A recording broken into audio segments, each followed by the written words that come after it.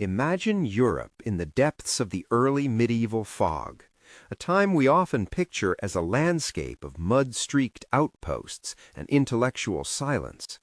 But if you traveled south, crossing the jagged peaks of the Pyrenees into the heart of the Iberian Peninsula, you would have stepped into another world entirely.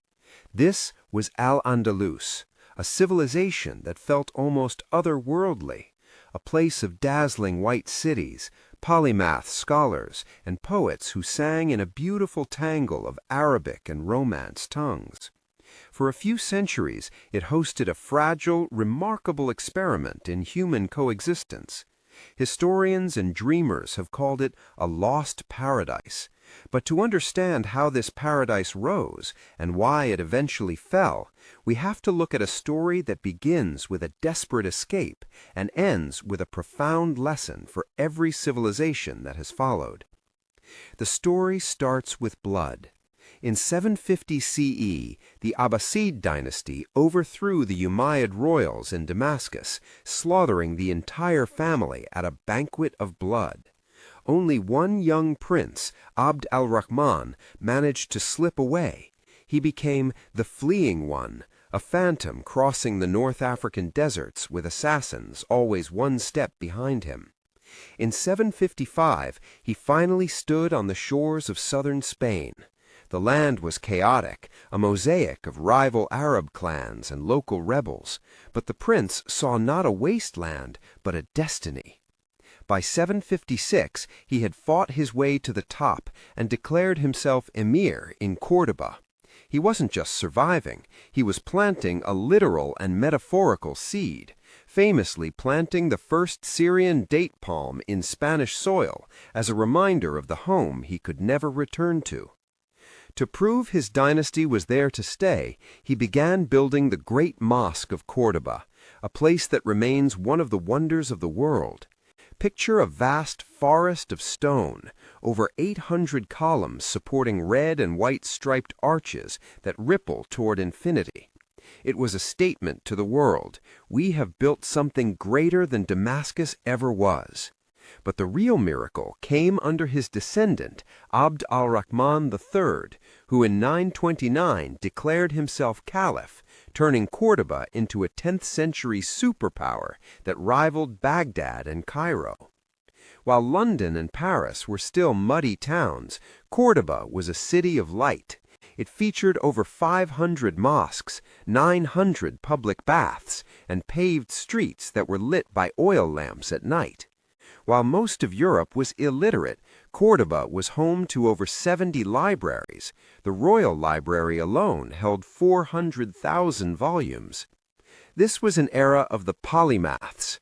Think of al-Zarawi, the father of surgery, who invented tools like the scalpel and forceps that are still in use today. Think of Abbas ibn Firnas, who centuries before Leonardo da Vinci covered himself in feathers and silk and attempted to glide from a hillside in the first recorded attempt at human flight. And then there was convivencia, the coexistence. This wasn't a modern democracy, but it was a unique social tapestry where Muslims, Christians, and Jews lived and worked side by side. You had Jewish diplomats like Hasdai ibn Shaprut serving as the caliph's right-hand man, and Christian bishops advising the court.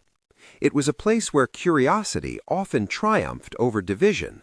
But like all paradises, it was fragile. As the decades passed, the unity of the caliphate began to fray.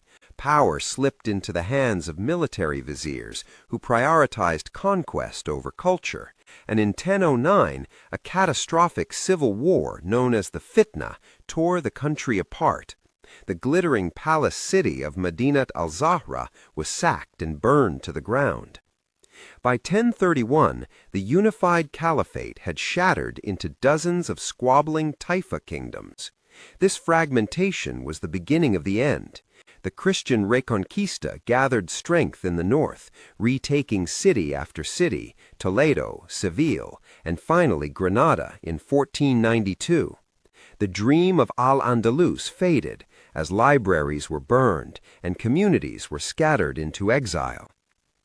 As we look back at the stones of the Alhambra or the arches of Córdoba, we are left with a powerful lesson about the very nature of civilization.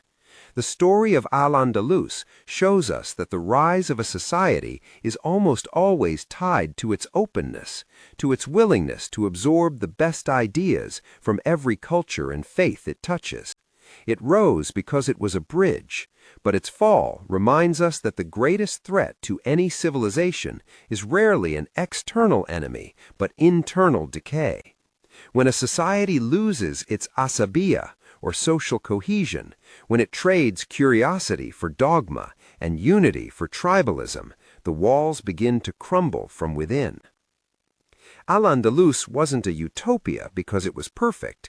It was a paradise because it showed us what is possible when human intelligence is put to work for creation rather than destruction. It reminds us that civilizations are living things. They are born of vision, they thrive on diversity, and they wither when they forget the very values that built them. The arches of Córdoba still stand today, not as a tomb, but as a mirror, asking us if we are building bridges of our own, or if we are simply waiting for the fog to return.